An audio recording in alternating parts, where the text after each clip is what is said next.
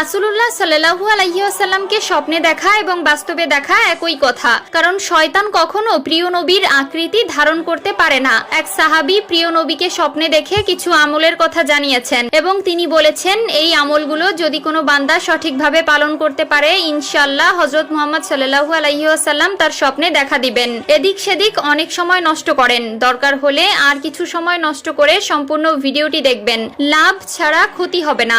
যারা প্রিয় নবী হযরত মুহাম্মদ সাল্লাল্লাহু আলাইহি ওয়াসাল্লামকে ভালোবাসেন এবং তার উম্মত হয়ে নিজেকে ধন্য মনে করেন, অবশ্যই আলহামদুলিল্লাহ কমেন্ট করবেন। শামাইলের তিরমিজির বর্ণনায় নবী করিম সাল্লাল্লাহু আলাইহি ওয়াসাল্লামের আকার আকৃতি সম্পর্কে বলা হয়েছে, নবীজি ছিলেন মানানসহি দীর্ঘদেহী, তার গায়ের রং দুধে আলতায় মিশ্রিত গোলাপের মতো, গোলগাল হালকা পাতলা চেহারা, ঘন দাড়ি, মেদহীন সুঠাম দেহ, বাহু, কাঁধ ও বুকের উপরে পশম বিশিষ্ট, দুই কাঁধের মাঝখানে রয়েছে মোহরে নবুয়াত। এক কথায় তার অপূর্ব সৌন্দর্য ছিল অকল্পনীয়, যে কেউ তার প্রথম দর্শনে হতভম্ব হয়ে যেত, আর যে প্রিয় নবীকে দেখতো সেই বলতে বাধ্য হতো, এমন মানুষ এই দুনিয়ায় দ্বিতীয় জন দেখিনি। হযরত মুহাম্মদ সাল্লাল্লাহু আলাইহি ওয়াসাল্লাম হলেন সর্বশেষ ও সর্বশ্রেষ্ঠ নবী। যে ব্যক্তি হযরত মুহাম্মদ সাল্লাল্লাহু আলাইহি ওয়াসাল্লামকে স্বপ্ন দেখলো, তার চেয়ে সৌভাগ্যবান আর কেউ হতে পারে না। আমাদের প্রত্যেক মুসলিম মুমিনদের ইচ্ছা, মরার আগে একবার হলেও যেন প্রিয় নবী সাল্লাল্লাহু আলাইহি ওয়াসাল্লামকে স্বপ্নে দেখি।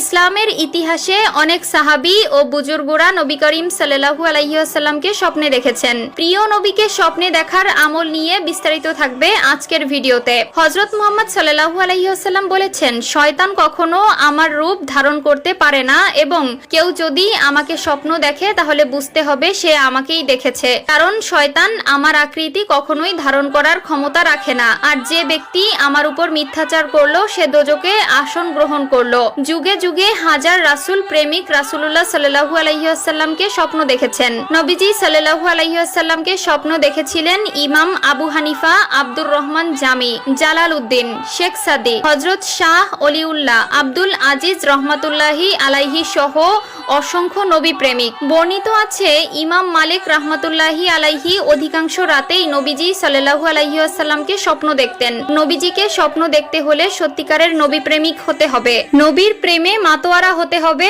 এবং তার সুন্নত সমূহ পালনের মাধ্যমে আল্লাহর সন্তুষ্টি পেতে উদ্গ্রীব হতে হবে। কোন কোন আলেম বলেছে, নবী করিম সাল্লাল্লাহু আলাইহি ওয়াসাল্লামকে স্বপ্নে দেখতে হলে বেশি বেশি দুরূদ পাঠ করতে হবে, ওযু সহকারে পবিত্র হয়ে বিছানায় শয়ন করতে হবে, শেষ রাতে উঠে তওবা করা অত্যন্ত জরুরি। এছাড়াও রাসূলুল্লাহ সাল্লাল্লাহু আলাইহি ওয়াসাল্লামকে স্বপ্ন দেখতে তার প্রতি অন্তরে অধিক পরিমাণের ভালোবাসা এবং জীবনের প্রতি ক্ষেত্রে তার সুন্নতের প্রতিফলন ঘটাতে হবে। আমলগুলো করলে এবং সঠিকভাবে পালন করতে পারলে হয়তো সৌভাগ্যবশত আপনিও তাকে স্বপ্ন দেখতে পারেন।